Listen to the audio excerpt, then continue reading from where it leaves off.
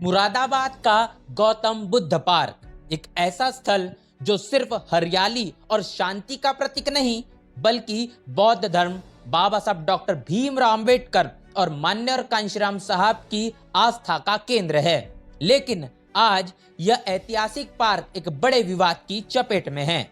Bahujan Samaj party की प्रमुख बहन मायावती ने इस मुद्दे पर सरकार को कटघरे में खड़ा किया है। साथ ही अनुसूचित जाति और जनजाति के लिए मेडिकल कॉलेजों में आरक्षण को लेकर भी गंभीर सवाल उठाए हैं। मुरादाबाद के गौतम बुद्ध पार्क को मान्यवर श्री कांशीराम जी नगर के नाम से जाना जाता है। ये पार्क न केवल शहर का सबसे लोकप्रिय स्थल है बल्कि बहुजन समाज और बौद्ध धर्म के अनुयायियों के लिए आस्था का प्रतीक भी है। लेकिन हाल ही में खबर आई कि मुरादाबाद नगर निगम इस पार्क में एक सीनियर केयर सेंटर का निर्माण कर रहा है। 8 सितंबर 2025 को बहन मायावती ने अपने सोशल मीडिया प्लेटफॉर्म एक्स पर एक बयान जारी किया। उन्होंने कहा कि यह निर्माण कार्य लोगों को रोष पैदा कर रहा है और सामाजिक अशांति का कारण बन सकता है। बहन मायावती ने सरकार से तत्काल इस प्रोजेक्ट को रोकने की मांग की है ताकि शांति और भाईचारा बना रहे। उनके शब्दों में यह पार्क बहुजन समाज की आस्था का स्थल है। इसे बदलना सामाजिक सौहार्द के लिए खतरा हो सकता है। बहन मायावती का यह बयान सामाजिक और धार्मिक संवेदनशीलता को रेखांकित करता है। ये पहली बार नहीं जब बहन मायावती ने ऐसे मुद्दों पर आवाज उठाई है। हाल ही में कानपुर के बुद्धा पार्क को शिवालय पार्क में बदलने की योजना पर भी उन्होंने कड़ा विरोध जताया था, जिसके बाद सरकार ने वह प्रस्ताव रद्द कर दिया। गौतम बुद्ध पार्क के साथ साथ बहन मायावती ने अनुसूचित जाति एससी, अनुसूचित जनजाति एसटी के लिए मेडिकल कॉलेजों में आरक्षण के मुद्दे पर भी जोरदार आवाज उठाई है।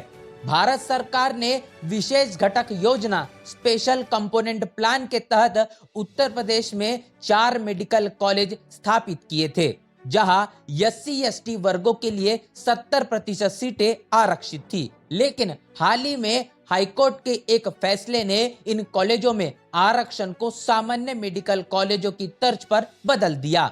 अब एससी को 21% और एसटी को 2% आरक्षण मिलेगा। बहन मायावती ने भाजपा सरकार की आरक्षण चोरी को पकड़कर इसे कमजोर वर्गों के हितों के खिलाफ बताया है।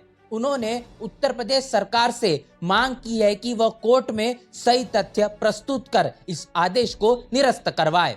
बहन मायावती ने कहा, यह फैसला कमजोर वर्गों के हक को कमजोर करता है। सरकार को तुरंत कदम उठाना चाहिए। यह मुद्दा नीट के अभ्यर्थियों के बीच भी असमंजस पैदा कर रहा है, खासकर उन छात्रों में जिनका दाखिला पहले से हो चुका है। बहन मायावती का बयान उनकी उस छवि को और मजबूत करता है जिसमें वह दलित और बहुजन समाज के हितों की रक्षा के लिए हमेशा मुखर रही है।